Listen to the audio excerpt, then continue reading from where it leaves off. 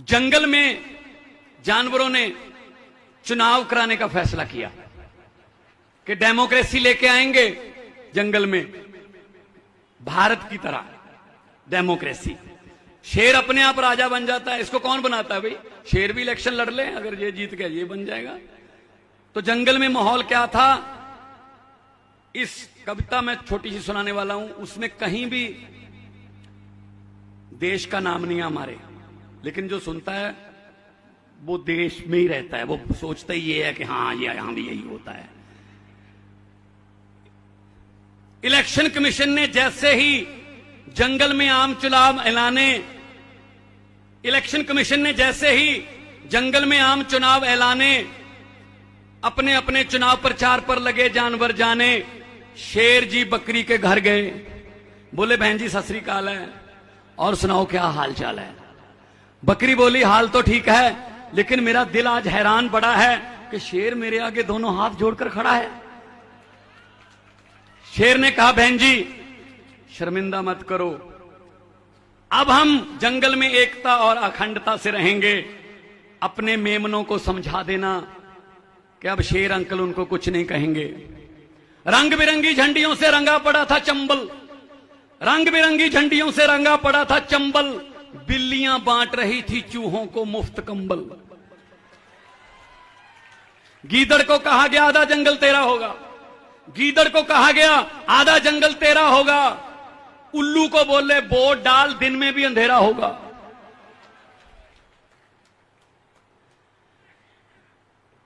चूहों को आश्वासन दिया गया चील नहीं रहेगी, वो उठा के ले जाती है ना उनको अपने पंजे में। चूहों को आश्वासन दिया गया चील नहीं रहेगी, चीलों को भरोसा दिया गया चूहों की सप्लाई में ढील नहीं रहेगी।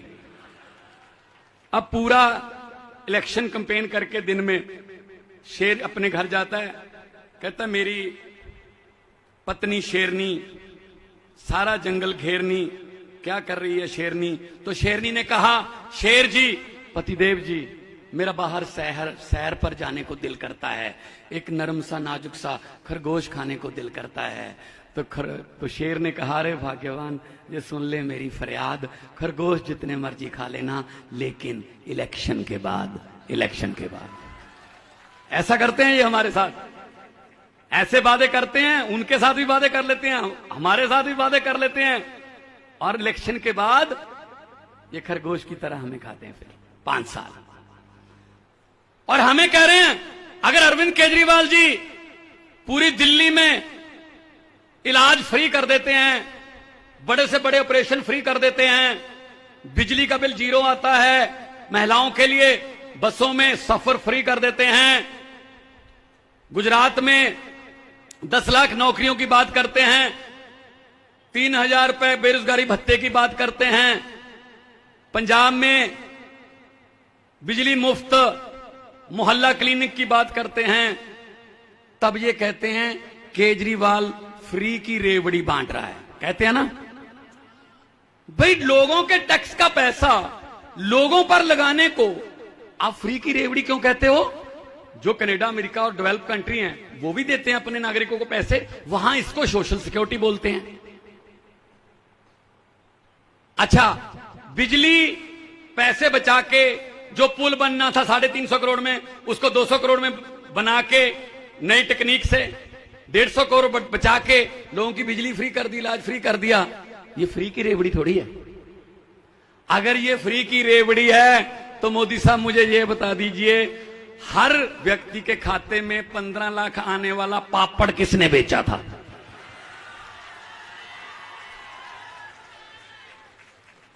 मुझे पता चला है कि गुजरात में 15 लाख हर व्यक्ति के खाते में आ गया ना? अरे गोपाल भाई तो आप तो कह रहे थे आ गया है, हमारा भी नहीं आया। इनके 15 लाख की बात छोड़ो, जो हमारे घरों में 2-2, 3-3 हजार बचत करके रखा हुआ था नोटबंदी करके, वो भी ले गए।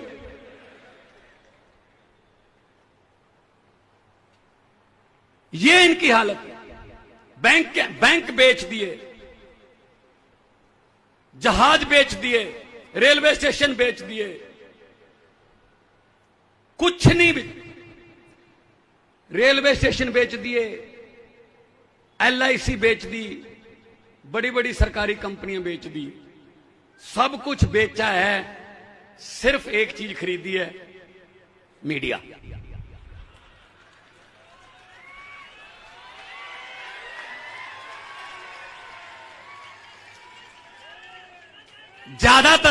ज्यादातर मीडिया मैं आपको हाथ जोड़कर बेनती करता हूं, 7 बजे के बाद जो टीवी चैनल पर डिबेट आती है, या तो कोई टैबलेट ले लिया करो ताकि BP ना बढ़े, वरना ना ही सुनो। क्या उसमें कभी कोई नौकरी की बात होती है? कभी कोई कॉन्ट्रैक्चुअल कर्मचारियों की बात होती है? कोई सड़कें, बिजली, पानी, शिक्षा की बात होती है? नहीं, बस सिर्फ धर्म की बात होती है, ये हो ये हो ये हो। वो हमारा मुद्दा नहीं है। जब से होश संभाला है, एक आदमी देखा है मैंने जिसने ये कहने की हिम्मत कर दी इलेक्शन से सिर्फ 1.5 महीना पहले इलेक्शन से उस आदमी ने हिम्मत की वो बात कहने की जिसके लिए जिगरा चाहिए। वो था अरविंद केजरीवाल, जिसने कहा दिल्ली की इलेक्शन से पहले कि अगर मेरे 5 साल के पुराने काम अच्छे लगे तो वोट दे देना, वरना नहीं देना। इलेक्शन का समय था, किसी पार्टी के दफ्तर में आग लग गई, पार्टी के दफ्तर से फोन गया फायर ब्रिगेड को कि जल्दी पहुंचिए जी, हमारे दफ्तर में आग लग गई, ये विरोधियों की चाल है, हमारे जहां पूरा प्रचार की सामग्री, पोस्टर, झंडे यहीं पड़े हैं, सर हम इलेक्शन हार जाएंगे अगर ये आग पर काबू ना पाया गया। 5 मिनट के बाद उसी फायर ब्रिगेड में फिर फोन गया उसी आदमी का, कहते जी आने की जरूरत नहीं है, कोई आग बुझाऊ गाड़ी आने की यहां लाने की जरूरत नहीं है। तो उन्होंने पूछा क्या आग पर काबू पा लिया गया है? कहता आग पर काबू नहीं पा लिया, मैंने ही पार्टी बदल ली है, अब वो विरोधी पार्टी का दफ्तर है, जलने दो। ये होता रहा है आपके साथ, कभी इधर कभी उधर। अगर ये ऐसा कर सकते हैं नेता लोग, कभी उधर बदल गए कभी इधर बदल गए, तो तुम एक जगह पे क्यों खड़े हो? तुम भी इस बार झाड़ू उठा लो, बदल लो।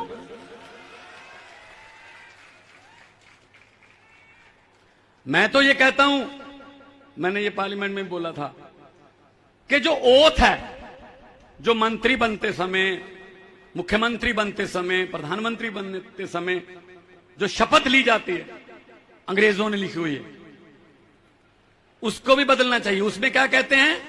मैं भगवान की, ईश्वर की शपथ लेता हूं, मैं फला मंत्रालय संभालने जा रहा हूं, मैं सभी भेद गुप्त रखूंगा। अरे व्हाट्सएप के जमाने में गुप्त क्यों रखोगे भाई?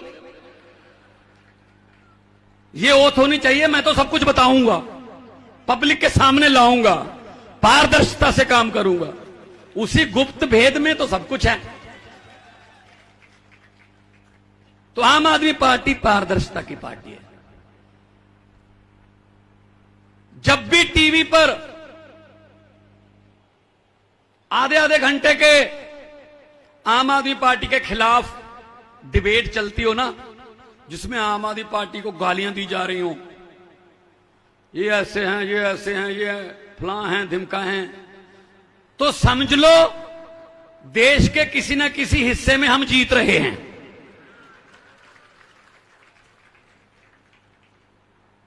आम आदमी पार्टी, आम लोगों की पार्टी। आप लोगों के जो कॉन्ट्रैक्ट साइन किए गए हैं, तलवार लटकाई हुई आपकी नौकरी पर, जब भी निकाल दें, कोई पता नहीं कब निकाल दें, कोई उसमें आपको सुविधाएं नहीं मिलती, तो फिर 75वें आजादी दिवस पर हम लाल किला से कैसे बोलने की हिम्मत कर सकते हैं कि देश को हम ये बना देंगे, वो बना देंगे, जब हमारे युवाओं को और हमारे जो कर्मचारी हैं उन्हीं को हम भी पक्का नहीं कर पाए अभी तक।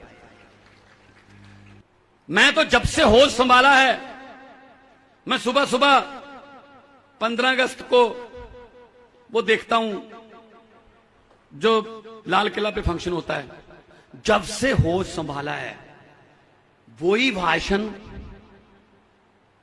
अफसरों का लिखा हुआ भाषण,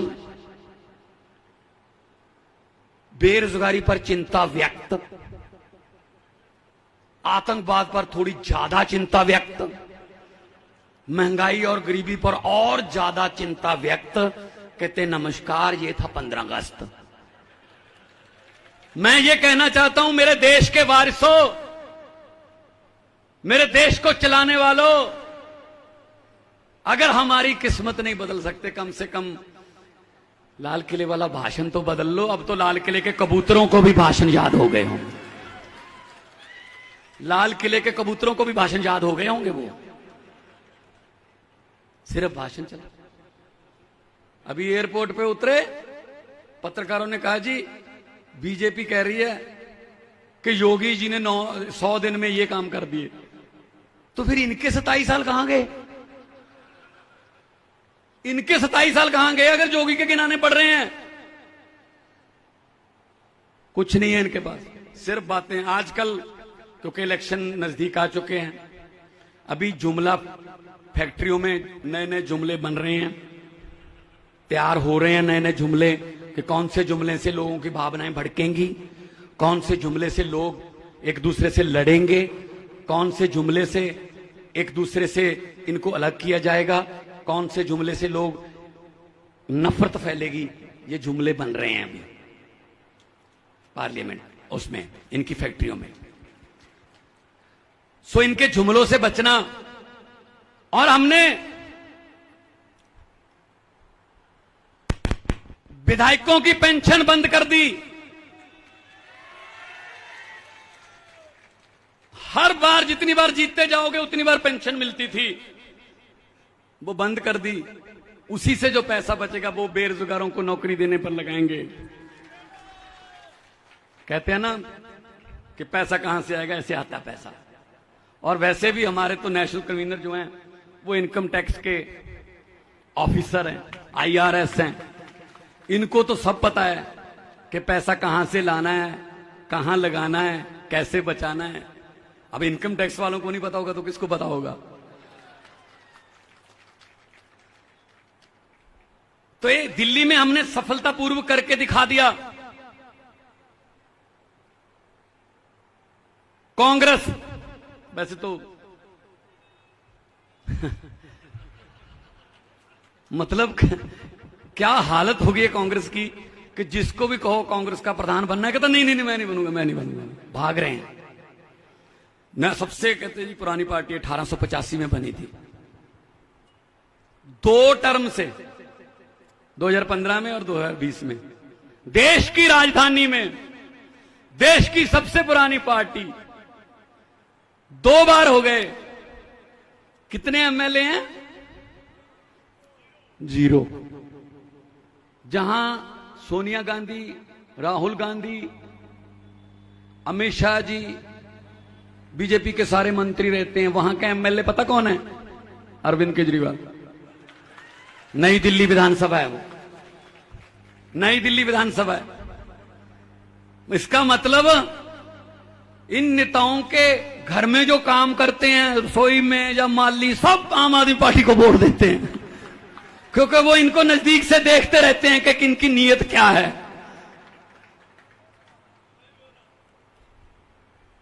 तो ये बदलाव तो आना था। अब गुजरात में बदलाव आएगा। जो झाड़ू है उससे, झाड़ू से हम इससे पहले झाड़ू से हम सिर्फ दुकान या मकान साफ करते थे, अब इस झाड़ू से अरविंद केजरीवाल की अगुवाई में पूरा हिंदुस्तान साफ किया जाएगा। मुझे पत्रकारों ने पूछा कि आपने कैसे आंधी रोक दी? मैंने कहा कौन सी आंधी? कहते बीजेपी की दिल्ली में रोक दी, पंजाब में रोक दी, 2 बार दिल्ली में हो गया, अभी पंजाब में आ गए आप, तो कैसे आंधी रोकी है? मैंने कहा जी सिंपल है, उनका चुनाव चिन्ह क्या है? वो बोले कमल का फूल। मैंने कहा कमल का फूल कहां उगता है? कहते जी कीचड़ में। मैंने कहा हमारा चुनाव चिन्ह क्या है? कहते जी झाड़ू। मैंने कहा लोगों ने झाड़ू से कीचड़ साफ कर दिया, कमल उगा ही नहीं।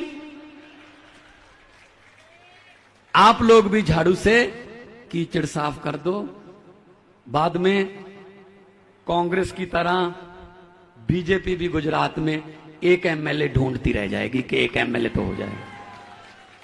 बहुत हो गया, बहुत हो गया। 27 साल से परख रहे हो। सियाने कहते हैं एक बार परखे को दोबारा नहीं परखते। इसलिए जब वोट डालने जाओगे इस बात का ध्यान रखना कि ये वोट, ये बटन जो है ना, बटन, ये बटन ना तो किसी कमल के फूल का है, ना किसी हाथी का, ना सीढ़ी का, ना तीर कमान का, ना किसी हाथ पंजे का, ना ही झाड़ू का। ये बटन आपके बच्चों के फ्यूचर का बटन है। अच्छा बटन दबाओगे फ्यूचर अच्छा हो जाएगा, चमक जाएगा। अगर पहले की तरह कोई गलती कर लोगे तो फिर वही पछतावा जो है वो मन में रह जाएगा। हाँ, इतना मैं कहता हूं, ये रोकते हैं हमें कि ये इनकी सभा नहीं होने देनी, इनको मैरिज पैलेस नहीं बुक करने देना, इनको हॉल नहीं बुक करने देना। ये दरिया जो है ना वो अपना रास्ता खुद बनाते हैं, दरियाओं को रोका नहीं जा सकता। और वैसे भी बड़े बड़े पोस्टर लगाकर या एड देकर नहीं मतलब लोगों के दिलों में बसा जा सकता। हुकूमत वो करते हैं जिनका दिलों पर राज होता है। यूं कहने को तो मुर्गे के सर पे भी ताज होता है। बहुत बहुत धन्यवाद, बहुत बहुत मेहरबानी। आज के लिए मेरी इतनी हाजिरी कबूल करना, बहुत बहुत शुक्रिया। नमस्कार। भारत माता की इनकलाब। बहुत बहुत धन्यवाद।